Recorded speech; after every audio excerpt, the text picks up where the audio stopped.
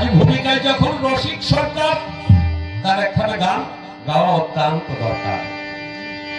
তবে কবিগান যুক্তির গান, জ্ঞানের গান, যুক্তি থাকতে হবে। যে ভগবানের যদি কেউ থাকে, আমি বলি তোমাকে, তুমি কথা নাও। এই যে অকালে কতগুলো প্রাণ চলে গেল, তোমার ধর্ম কেন রক্ষা করতে পারলো না? সুন্দর তত্ত্ব কথা দিয়ে বুঝাও।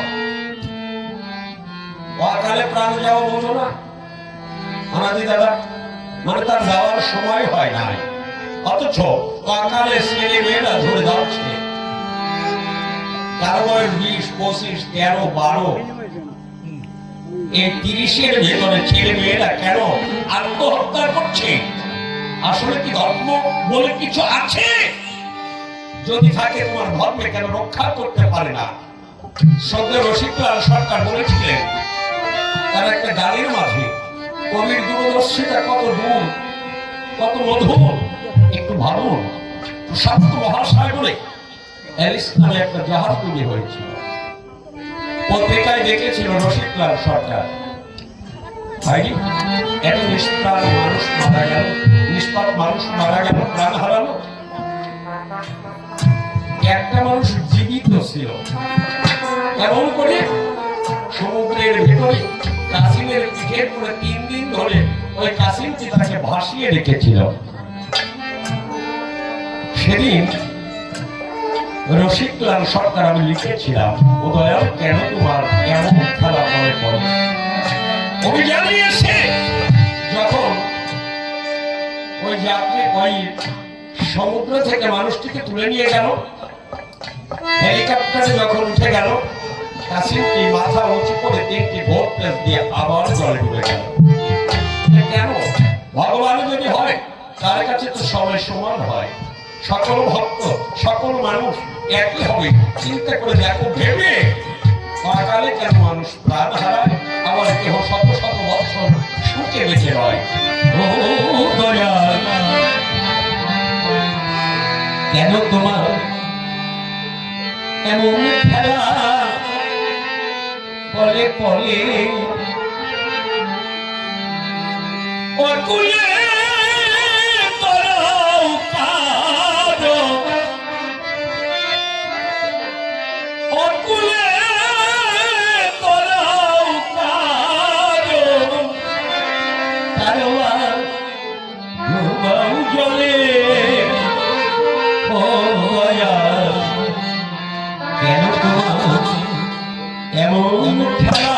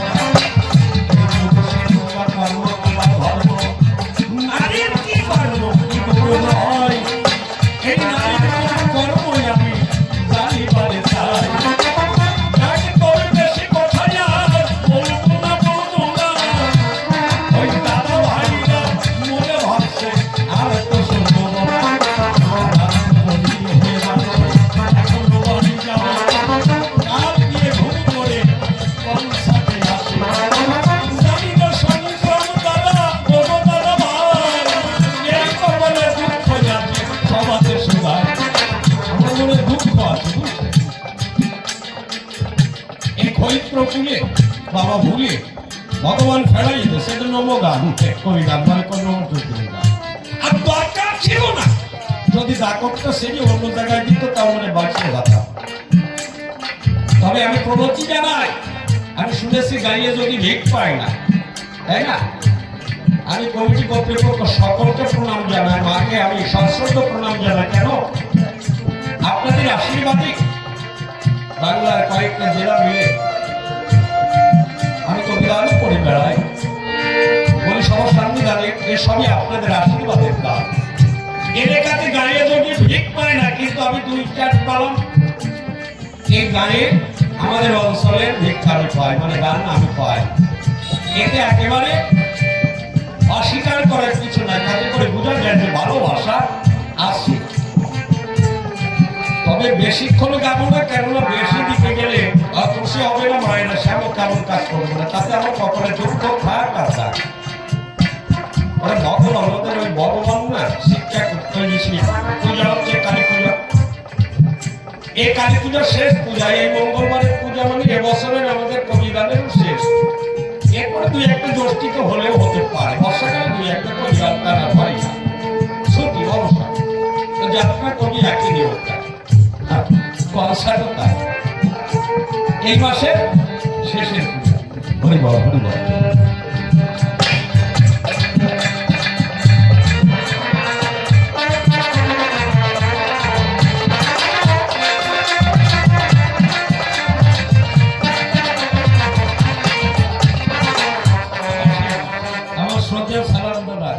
আমার দাদার বন্ধু চলে যাচ্ছে, একটু চাটা খান, আমার হয়ে গেছে বসে।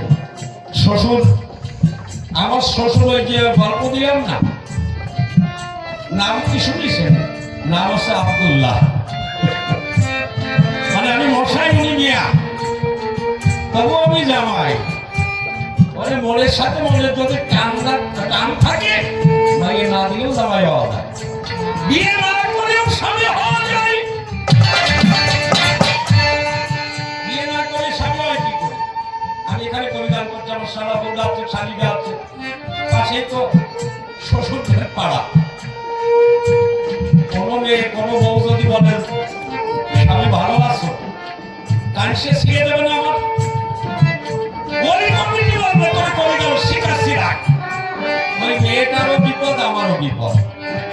আপনার আপন গার্গিনী বউ পাশে বসে হয়,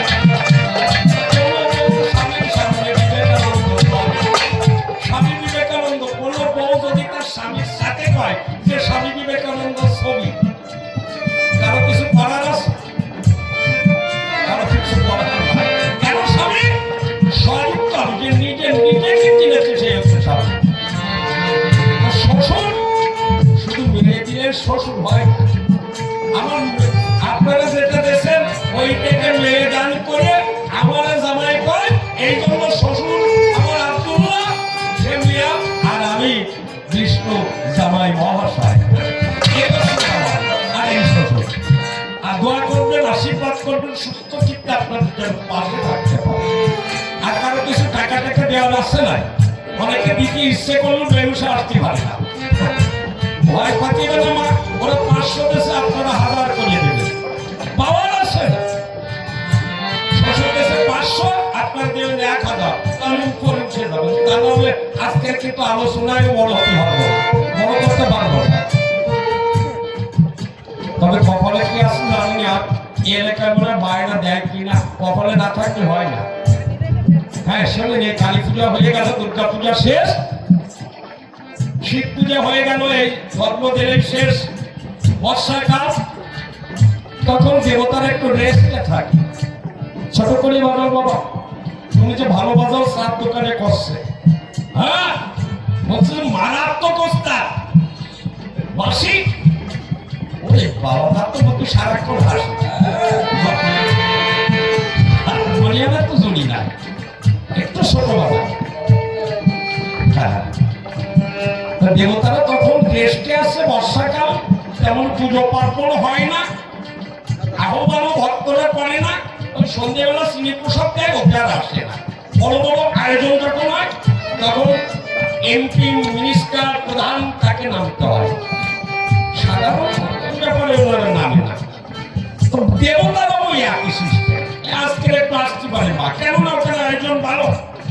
দৃষ্টি আছে, দৃষ্টি ওখানে একটু পড়তে পারে। কিন্তু সাধারণ চিনি খাওয়ার জন্য দেবতাদের অত সময় নাই। না দুর্গা করছে শিব ঠাকুর স্মরণে একটু টুরিস্ট করে আসি, বড় মনে যাবে। মেয়ের বায়না ধরে না যে অফিস ছুটি আছে বলে আমি তোমার কাছে চলো একটু সুন্দরবন ভরা মনে যায়। পার্বতী বলতেছে শিব ঠাকুরের চলো একটু ঘুরতে যায় মর্তধাম। বর্ষাকালে স্বর্গ বিমানে করে দুইটা যাত্রা করেছে, চলো যায়। স্ত্রী বাক্য সবাইকে শুনতে হয়, ও ভগবান হলো মাপ পায়, ভগবান হলো মাপ পাওয়া যায় না। শিব ঠাকুর বলতে চলো যায়। হ্যাঁ, তবে পুরস্কার ভদ্র মাখালি পায় না, কত বউ মারতেছে। মেয়ে মানুষ একটু, মা মানুষ তোরা কাজে কাটি সবাইকে জানিয়ে দেয়। পুরুষরা মা খায় না, তারপর খায়, তোর কেউ কারো পাবে না, খুব ভদ্র জ্ঞানী মানুষ। শিব ঠাকুর বলতেছে পার্বতী চলো না। ধীরে ধীরে স্বর্গীয় বিমানে করেছে গমন। কিছু দূরে গিয়ে দেখে তারা তিনজন। তিনজন ওখানে কি করছে? ব্রাহ্মণের ছেলে আর ব্রাহ্মণের স্ত্রী একটা গাছের নিচে দাঁড়িয়ে আছে। বিরাট একটা গাছ, মুষলধারে বৃষ্টি হচ্ছে, তার নিচে দাঁড়িয়ে আছে। ছাতা টাতা নাই, কাপড় চোপড়ও ভালো না, খুব গরিব মানুষ। মায়ের মমতা হলো, কৃপা হলো। দুর্গা তো মায়ের জাত, তো বলছে ঠাকুর আমরা কিছু খাই নাই, এই কর্ম করে খাওয়ার তো উপায় নাই। 7 দিন ধরে টানা বৃষ্টি পড়তেছে, মনে হয় খিদের জ্বালা বিক্রি করতে হয়, চলো ওদের একটু কৃপা করো। দুর্গা বলতেছে ওই যে কালী, বুঝতে পারছে, বলতেছে ওদের একটু কৃপা করো, ওদের একটু দাও, টাকা দাও, খাবার ব্যবস্থা করে দাও।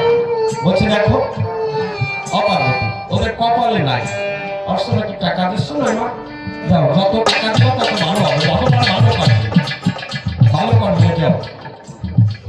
হরি বল। শিব ঠাকুর বলছে ওদের কপালে নাই। ও কপালে নাই, তুমি দিবা না, তুমি তো বাপ, তুমি তো সন্তানের ব্যথা বোঝো না। আমি তো মা, আমি না গেলে তো হবে না, আমি যাই। একটা সকলের ধরেছি, সঙ্গে সঙ্গে পার্বতী বৃদ্ধা মাতার রূপ ধরিল। ওই গুড়ি গুড়ি ধীরে ধীরে দর্শন দিল। গুড়ি গুড়ি লাঠিতে ভর করে গিয়ে বলছে আমার সাথে তুমি এখানে কেন তো বাবা? বলছে দেখো আমরা 7 দিন ধরে না খাইয়ে মরতেছে, বুড়ি আসে মরতেছে, ঠান্ডার ভেতরে বৃষ্টির মতো কারণটা কি? ও বুড়ি তুমিও মরতে আইসো? বলছে তোমরা যেটা ভাবতেছো সেটা না, আমি কিন্তু ইচ্ছাধারী বুড়ি, আমি সাধারণ বুড়ি না। বুড়ির ভেতরেও ক্লাসিফিকেশন আছে। হ্যাঁ, সাধারণ বুড়ি, অসাধারণ বুড়ি, সাধারণ বউ, অসাধারণ বউ, কি আছে সব। আমি সাধারণ বুড়ি না, তোমরা যেটা ভাবতেছো সেটা না। আমি তোমাদের দুঃখ কষ্ট দেখে তোমাদের একটি বর দিতে এসেছি। তবে তোমরা 3 জন প্রত্যেকে একটি করে বর পাবে, দ্বিতীয়বার কিন্তু পাবে না। মনে থাকবে? থাকবে। মনে মনে আমাকে স্মরণ করে ওই পুষ্করণীতে পুকুরে ডুব দিয়ে তোমরা যা হবে তাই পাবে। ইচ্ছাধারী বুড়ি হঠাৎ অদৃশ্য হলো। ব্রাহ্মণী মনে মনে ভাবিতে লাগিল। ব্রাহ্মণী ডাক দিয়ে বলতেছে ব্রাহ্মণ সারা জীবন তোমার ঘর করিয়ে গেলাম, ভালো একটা কাপড়ও দিতে ভালো না, শাখা সিঁদুরও ভালো দিতে ভালো না, ভালো একজনের চপ্পলও পায়ে দিতে পারি, আর সোনার অলঙ্কার তো প্রশ্নই আসে না। আমি কিন্তু বিউটি কুইন হব, মানে সুন্দরী রানী হব। ব্রাহ্মণ বলছিস তুমি যদি রানী হও তাহলে আমার তাহলে এই ড্রেসে এই বেশে তোমার তাহলে মানাবে না। বলে না, বলে তাহলে আমি রাজা হবো অনেক, তুমি রানী আমি রাজা। ছেলেটা না ভাই উঠে বলতেছ বাবা তুমি রাজা মা রানী, আমি তো ভালো জানি আর রাজ্য পরিচালনা করতে হলে সেনাপতির তো দরকার হয়, অন্তর আছে বাবা, আমি কিন্তু সেনানায়ক হব। ঠিক আছে তাই বল। ওই ব্রাহ্মণের পুকুরের জলে যখনই ডুবু দিল, বিউটি কুইনে তৎমুহূর্তে সে হয়ে গেল। রূপের তুলনা নাই, যেন বিদ্যুতের ঝলক, বিজুলি খেলিতেছে, বিদ্যুৎ চমকালে যেমন জ্যোতি স্ফুলিঙ্গের ন্যায় ছুটে যায়, পুকুরের ওপার থেকে যেন জ্যোতি, একটা জ্যোতির্ময় নারী ওই পার দিয়ে নবাব যাচ্ছে, ঠিক ওই বর্ষার মধ্য দিয়ে ঘোড়া নিয়ে ঘোড়া ছুটে চলেছে। হ্যাঁ, হঠাৎই দেখে পুকুরের ওপারে যেন কিসের আলো, ওরে আলো না, তো বিউটি কুইন ওনার লাগাম টানে দিয়ে বুড়িকে বগল ডাবা করে গেছে, বুঝছে? ভাই বুড়ি না, রানী, তখন তো রানী, বগল ডাবা করে লাগাম টানে চাবুক মারিয়ে দিচ্ছে, ঘোড়া আবার ব্রাহ্মণ চিন্তা করতেছে, তাই ছিল একমাত্র বউ, তাহলে নবাব নিয়ে যায়, কি করে উপায়?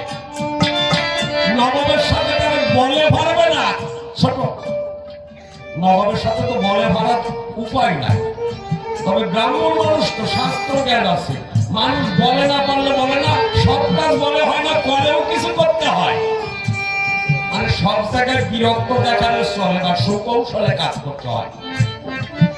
ওই যে ইচ্ছাধারী বুড়ির বর ছিল, পুকুরে ডুব দিয়ে বলছে, মা ভুলমা, তুমি আমার ব্রাহ্মণীকে মাটি শুকরি করে দাও। মাটি শুকরি কেন? ওই যে শাস্ত্র জানাচ্ছে বললাম না, মুসলমানের শুকর হারান। বগলটাকে ব্রাহ্মণী নিয়ে যাচ্ছে, টকবক করে ঘোড়া ছুটতেছে, এদিকে বর চাইছে মাটি শুকরি করে দাও, সঙ্গে সঙ্গে মাটি শুকরি হয়ে গেছে।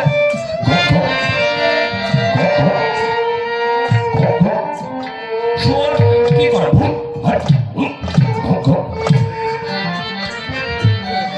একটু আগে বাঁচাও বাঁচাও বলে চিৎকার করছে, আর এখনো বলছে। নবাব চিন্তা করতেছে, একটু আগে বাঁচাও বাঁচাও বলে চিৎকার করতেছে, এখন কেন? বগলডাবার দিকে চাইয়ে দেখে, কোথায় এলো তো মাটির শুকরি।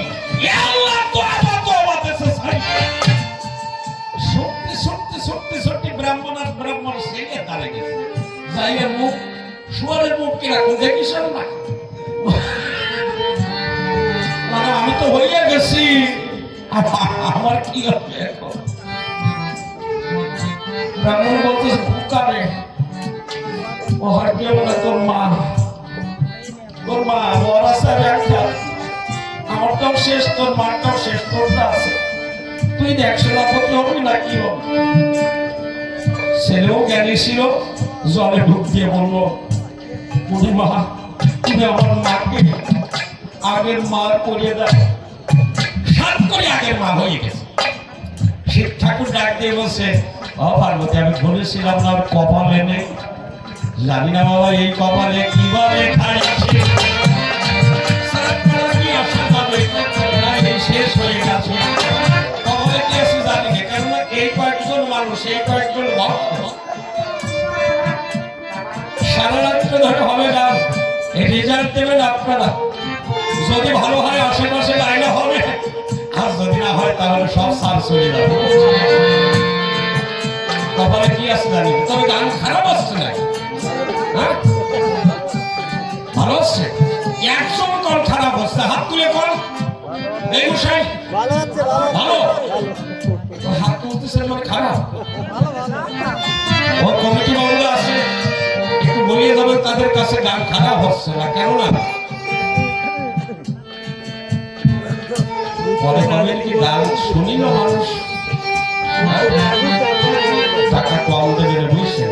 যদি ভালো নাও লাগে একটু বলে যাবেন খারাপ হচ্ছে না, টাকা করা যায় বহু খরচ, দাম বুঝছেন? ওকে বউ করে বাবা চালাতে, হ্যাঁ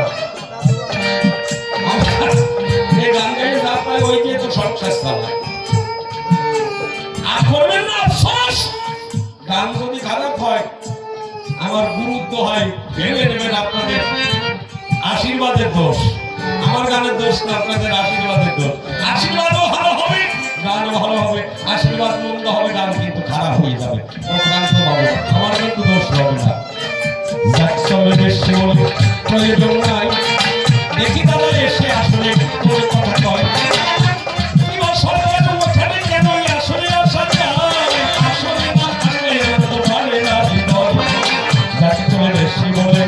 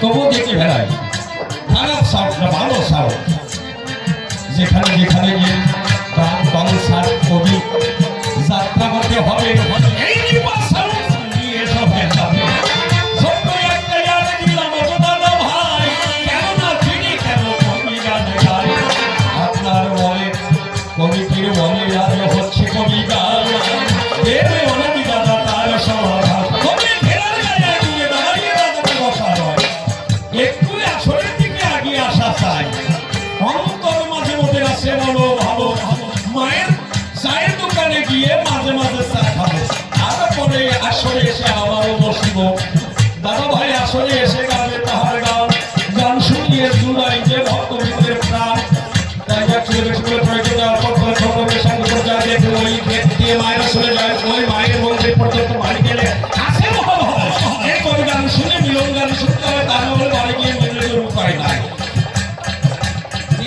কবি গান শুনে মিলন না শুনে গেলে তার মিলন হয় না